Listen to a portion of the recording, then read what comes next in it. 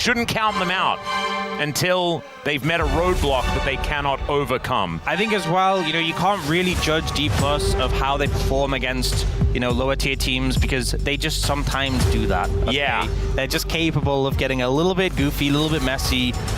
I'll get into the bans now, though. Denying some picks from Chovy immediately. Azir and Victor taking off the cards. Yeah. I don't think anyone who's seen either the series or just a clip from the series has any doubts about that Victor ban being a valid one. On the other side, Vi, a great pick for Lucid, denied, and that Kalista taken away. Varus still open and available. Gwen still open and available. Yone and Sejuani, but another ban towards Chovy in the mid lane. If you need a clear indication of what DPLUS are concerned about, I think you have it right there. Or they've just decided we want to leave up as many things as possible. I think these are the right bans here, the Gwen and the Vi Kalista, although I'd probably put Varus a little bit higher right now. I think Kalista is sort of the glaring thing. It makes sense based on what we've been seeing here in the LCK, but we've seen Kalista not find the victories after being first picked. It's going to be a first pick Jace, though, here for Xiu after that Gwen was taken away, and now Gen G with so many things that they can pick. Yeah, looking to go towards the Zinzao potentially here. They could maybe end up grabbing the Rumble alongside this. I was thinking maybe like a Yone Sejuani or something they could have gone for, but maybe not wanting to blind the Yone. Yeah. But Rumble, I think Jace can really pressure that matchup a good amount, but I think a lot of players are still happy with taking the Rumble into it. Instead, though, they look towards the Ahri in the mid lane. We talk about priority in terms of mid laners. It goes Ahri, then Azir, then Talia, then a pretty big drop-off. So the fact they banned 3 mid laners and Chovy still got Ahri, he's feeling good about that. Yeah, he is. Or DK have got a plan for it. And now we've got to see what they've decided that they want to pick up, because they could just go the HLE route if they'd like to. It could just be Sejuani Yone right here, and they could just call it a day. Instead, Showmaker is considering his Rise. With Talia up, I find this quite interesting. We know that people like playing Ahri into Talia a lot of the time, but the rocks can be very valuable, and we know Showmaker is very, very good at utilizing the map mobility. Rise still has that. Doesn't necessarily have the range, though, as there's the Skarner locked in for Lucid, so a definite change up when it comes to the direction I was expecting, with Sejuani being so high priority at the moment. Yeah, I think ultimately Showmaker not one of these players we really link with Yone as much compared to others in the league. And also the rise into Ahri. With Talia, you can obviously play around her, Unravel the Earth, but you can't really outplay the root. Once you get hit, you're rooted in place. True. They end up going for Keen, they go for the Scion. We've seen the Scion a decent amount into the Jace, not going for the Rumble in this situation. In fact, I believe in their series against Longshim earlier this week, he also played Scion into Jace, and ultimately you're looking just to scale into that matchup. If Jace does make mistakes, you can actually potentially burn a Summoner, burn a Flash, or Punish, so pretty par for the course for Gen G, not too many surprises here, but both teams haven't had a look in towards bot lane. Immediately that Least Respect ban comes out, denying it from Beryl. Yeah, the only champion he can chain int on and still win the game. He can do that on a lot of champions, I think. I know, but this is the best one. Oh, okay, I agree with that. This, I feel like you get more powerful the more you die. And it's not a champion like Scion or old Zyra or Kog'Maw, where they actually had death passives. Okay, Varus is going to be banned away, though. I think Ezreal stock starts to rise as soon as you take away some of the other answers towards that bottom side. It's aiming as well that we're talking about. It's Ruler that we're talking about. I think Onus is probably on DK to ban it just because Ruler is so good, but we'll just have to see. Time ticking down. Maybe it's still just looking at Beryl, and there it is. The Braum going to be taken away. Poppy is up. Yeah, interesting the Braum's ban, because I thought maybe like Ashe on 4 and then Braum on 5 could be really difficult and just kind of deny the chance of DPLUS going Kai'Sa, but it might just be an MF angle, honestly, for Gen G in this situation. You go MF on 4 and then have counter pick for 5. Ultimately, I think Gen G would want to pick one of these sort of prio 80 carries, because if you don't, you could just free up aiming to pick someone like the Kai'Sa. You could also just go the Ezreal, though. Instead, though, they look towards getting the support first, so keeping that 80 carry option available. And Alistair, not as support with the most pressure in lane. So will we see DPLUS look to punish this? Will we look to see them take a support pick that can actually bully the Alistair out early on? They can definitely take an 80 carry that can make his life difficult. You could end up just going for something, if you did want to go like the MF, you could just pair it up with like, just Zyra Rakan. Look, it could just be Zyra Rakan. I think Rakan pretty happy into the Alistair matchup. Yeah, and they're not presenting a massive amount of range right now as well. I think that the Gen G composition does want to scrap, so the Lovers duo going to be the lock-in, and Zaya Rakan into something like an Ezreal Alistair for the first few levels, that sounds unplayable to me, as Ruler has decided that perhaps scaling could be the way. I think that's one thing with the Zaya coming out is, yes, into this composition that Gen G has a lot of shorter range options, but I feel like Ruler's in a position where it's like I have a pretty free lane right now. Like, yes, level 1 is a little rough, but after that, you know, Ezreal just kind of outranges. So I think he's pretty happy to take the Ezreal. I think the Rakan pickup was fine. I think the Zaya maybe... Yeah, and I think a big thing as well with that Rise in the mid lane is how can you impact the map? What can you do with that pick? Can you get Realm Orbs going? So hopefully, Showmaker have a good laning phase, potentially some attention from Lucid there to get the ball rolling. Yeah, just have to see how it goes. Let's jump onto the Rift for DPLUS versus Gen G.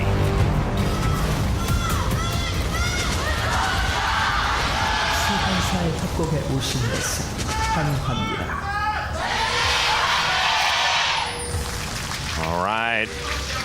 We're on the Gen G side of LoL Park here today, and it was very loud when they yelled and screamed. I imagine same would have been the case over the DK side, as it is a packed house here at LoL Park. Already, players setting up for a far more defensive start than we have seen in the past. No Broms or Blitzcranks or anything like that for getting some level 1 shenanigans down.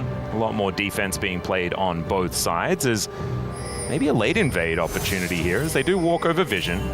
Get that ward down immediately. It's pinged some gold going on over. That was a cheeky one. Oh, bit of bin vibes. Bin vibes there, right? Yeah, a little bit. It's only one person, but if there were 3 people there, that would have been 3 people just like Bin. Really cool. Do you see Canyon kind of skirting the vision, though, in this situation? So won't be spotted for where he starts off. Could potentially... I think it would still be up by the time he gets to his Raptors no matter what, so they'll probably get that information later on. Yep. Bot lane, though, obviously we saw Zaya Rakan even the other day. Not as strong as it used to be, but that level 1's still threatening if you overstep. So I think Duro and Ruler... Yeah, I think if they if they play respectfully, I think last time we saw this, it was a different situation when it came to the players that are existing on the Rift, and that does play a decent part. Of course, Duro is still, you know, the youngest, least experienced on the Gen G roster right now, so a possible place for DK, sorry, to take advantage. As right now they're looking to set up for the level 2. That is something that they should be able to gather for themselves. Yeah, no XP missed, importantly, though, from Ruler and Duro there, making sure they're in range for the minions, and that's the most important thing in these situations. As long as you get an XP, it's not that big of a deal. Just give up space, don't lose any sums, don't really lose too much pressure. She actually just taking a whole lot of damage earlier on in this lane. Not entirely sure what happened there, as he is able to even it out just a little bit. I assume Keen hit him with some abilities. Yeah, I assume so too, but I'm just wondering how. Yeah. Because like Keen was at full health. A little bit telegraphed, perhaps. Maybe he was in the brush and just stacked it up. Well, either way, nicely played. Still, control of the wave going over to the Jace, as to be expected in this lane. This is a lot more of a I can weather the storm type matchup rather than a I'm going to win it from Keen on this Scion. And I think Keen really, a lot of the time on this Gen G, as much as he can play carries, has lent into that weather the storm role.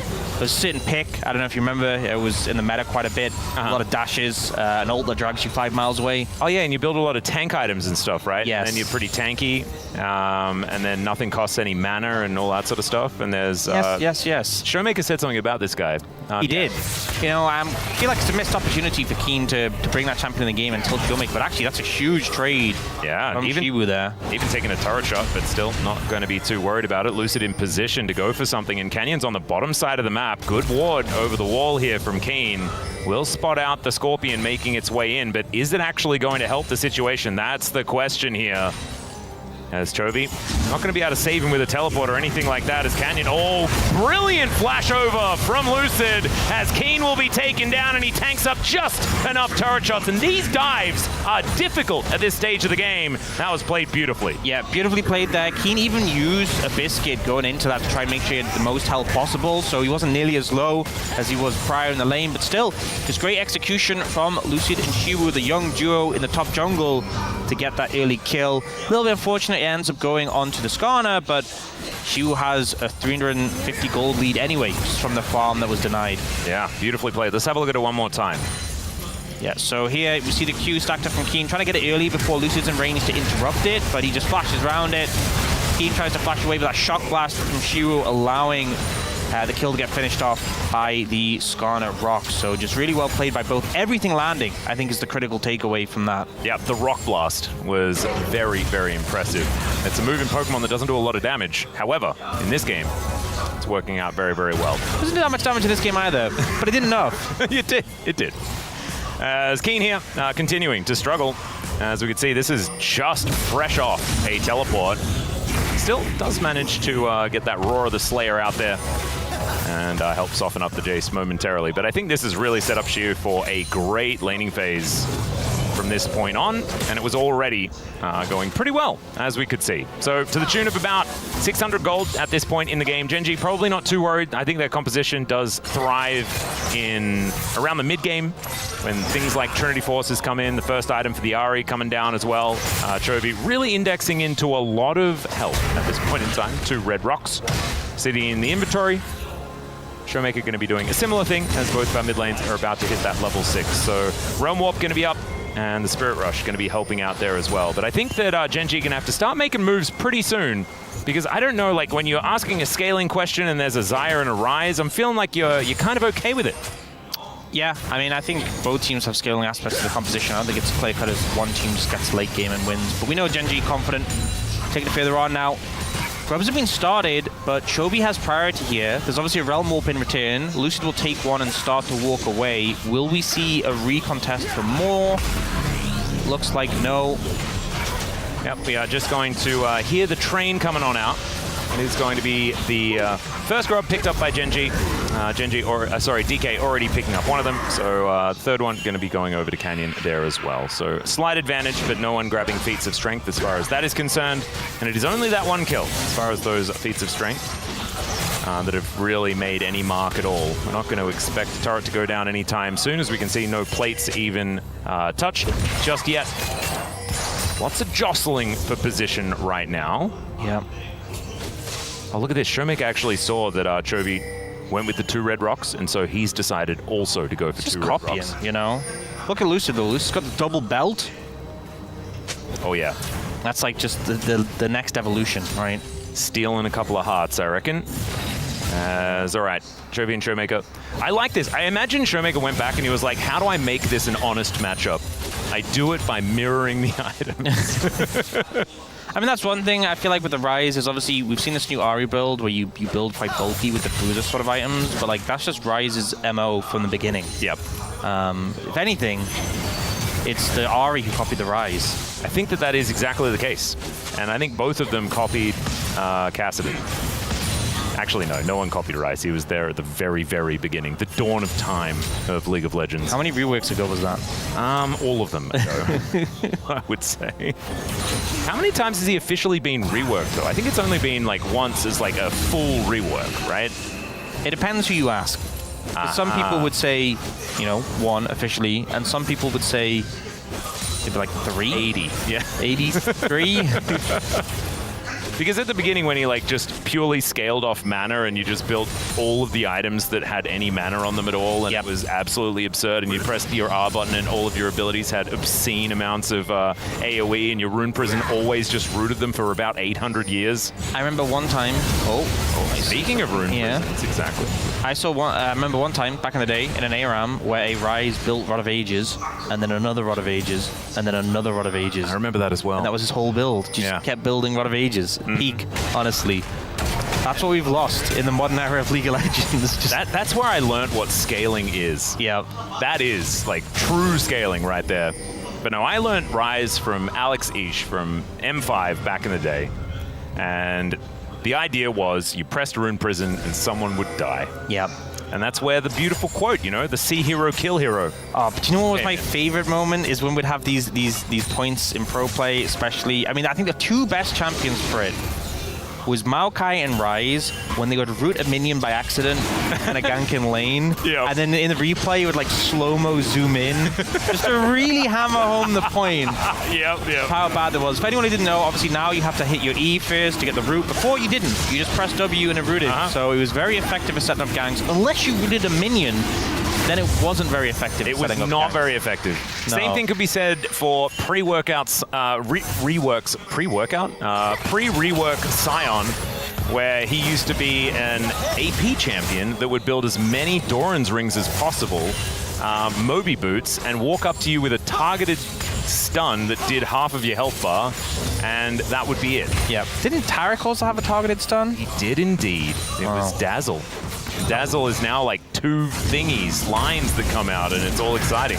But it used to just be a small thing came out, and you were stunned. As Chiu's doing a fair bit of damage here to Keen. Getting a good trade in. I don't think Keen's too bothered by it. Looks like he might just go for a reset now.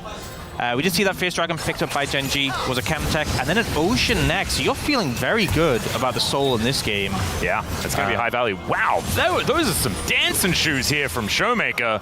Does miss the last Q, but man, none of Trophy's abilities were able to hit him. Yeah, I mean, it's great moves from Showmaker, but I feel like one of the problems with playing into this Bruiser Ari is that the Catalyst and the Null Magic Mantle just means he didn't do very much damage at all. Yeah.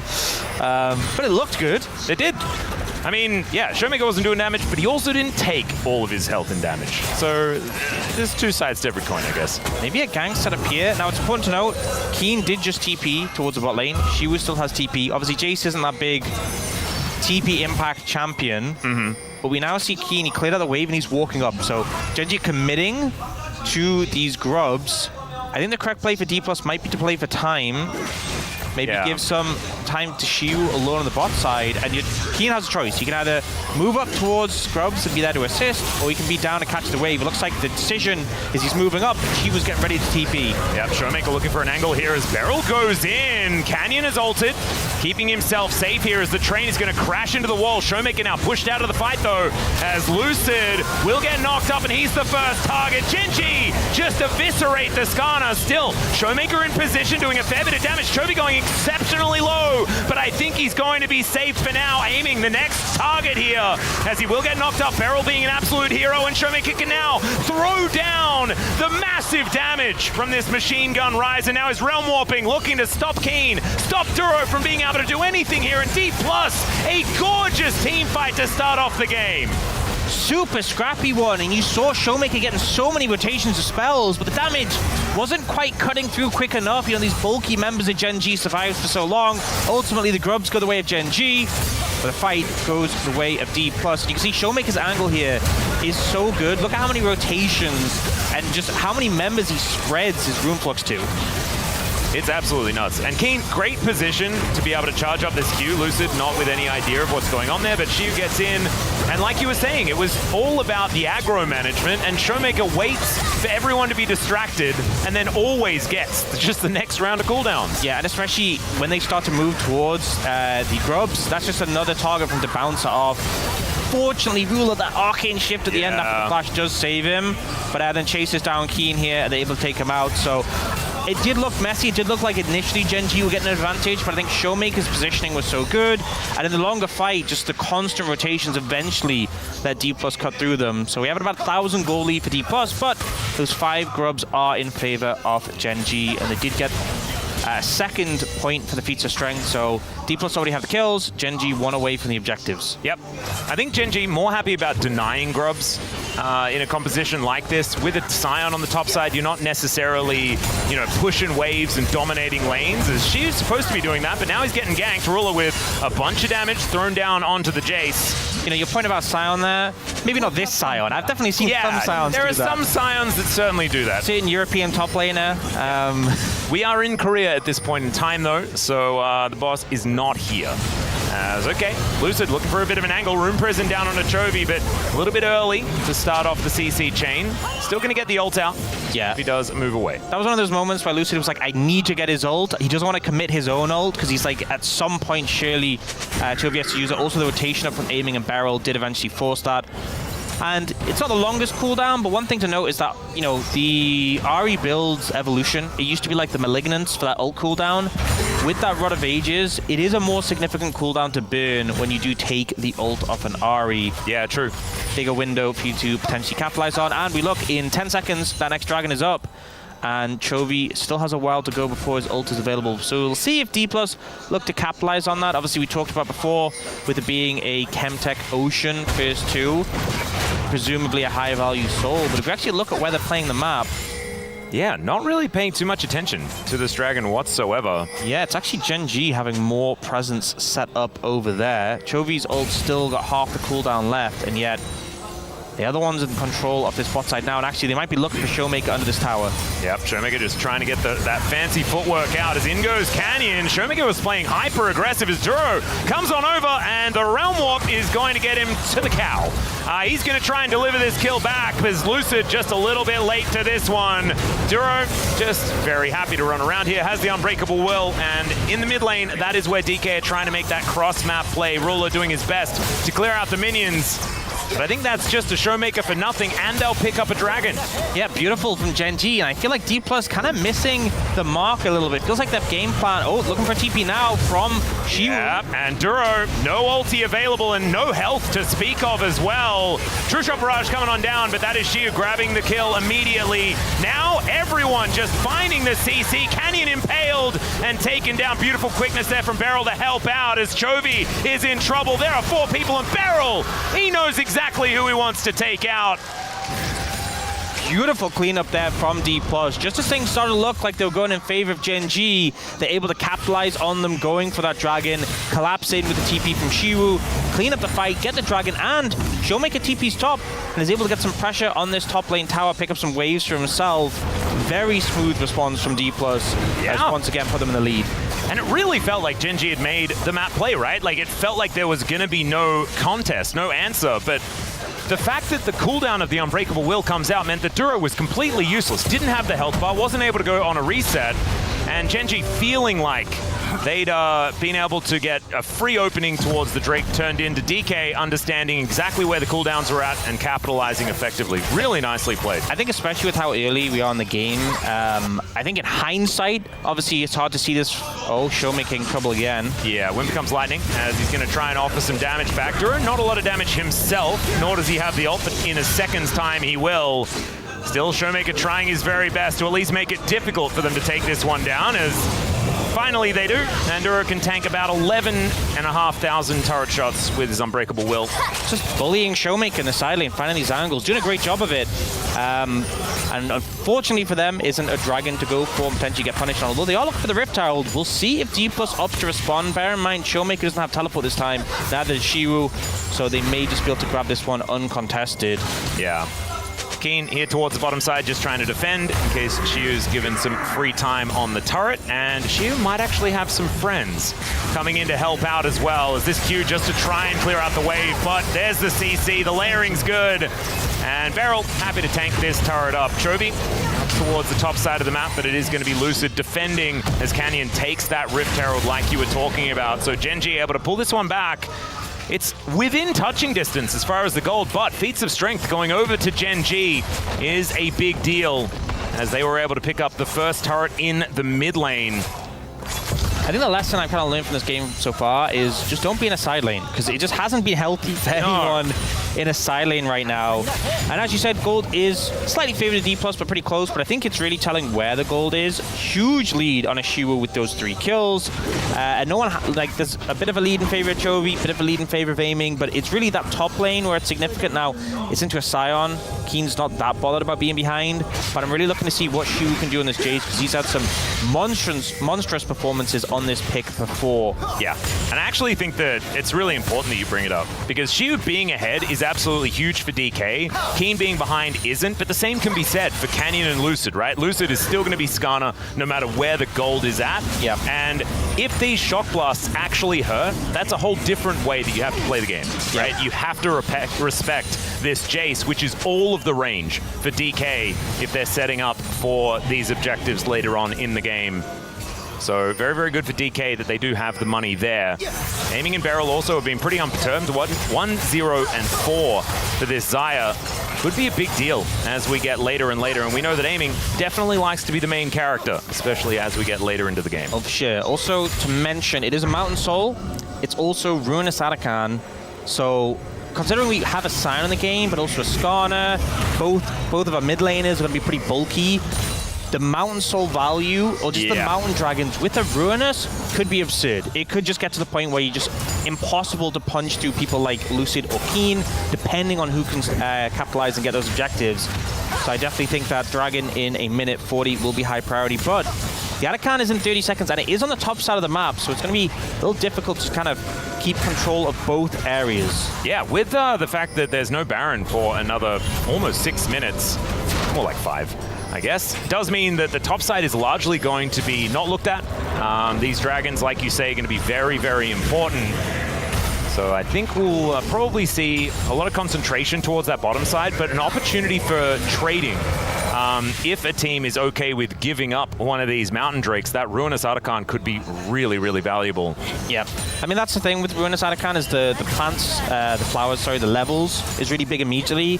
The bonus to the buffs you get later, not as significant until you get the buffs. Yes. You know, if you've only got one dragon and it's an ocean dragon, it's not going to make that much of a difference, but it's that investment for the later stages of the game. Now, we see Gen G really setting up around this top side, trying to get control of the area.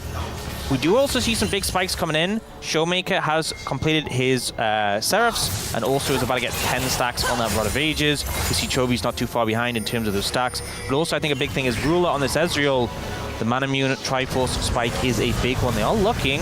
Yeah, Lucid spotted out completely as he started his little drive over the wall. So Gen G able to get the notification and get out of there. Still DK grouped up and looking for an angle. Aiming, soaks the True Shot Barrage as in goes Showmaker now. Nice little cue there from Kane, just trying to play defense as Chovy on a flank angle alongside Canyon. As DK, they really want this dragon, you can see. Lucid looking for Chovy, looking for a possibility as Kane's gonna get knocked up. Duro not going in just yet. And a fight that's split isn't one that Gen G are looking to take right now, as Canyon actually taking a little bit of a detour towards the Gromp. Still no big fight actually committed to on either side. Oh, that's big poke. Oh yeah, and this is what we were talking about. You have to respect the Jace. Looks like as a result of that, they've managed to secure the dragon. You know, Ruler started the recall. There was damage on a Keen, but he's just so tanky. It took a lot of effort to get him that low, and even then he has an ending despair, so he would be able to heal up. But the damage on Ruler was what stuck, and she was doing a great job of landing that.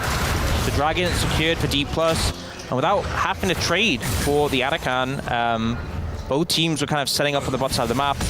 And now, though, I will say there's a lot more vision for Gen G on the top side, and DPLUS do need to kind of open up there. And you can see already Beryl looking to try and get some wards in. Don't want to give over a free Ruinous Arakan. We have to remember back to the start of First Stand. Gen G's worst enemy was this buff right here. And so what do they have? What can they do to make sure that this one's going to be safe? Right now, full vision control is working out as Wind becomes lightning from Canyon. TP's being committed. Yeah, they are looking for it. Gen G, it's almost down to half health, but it's not going down all that quickly. Duro on a flank angle, wanting to be able to get Shiu out of there as he's looking for a flank.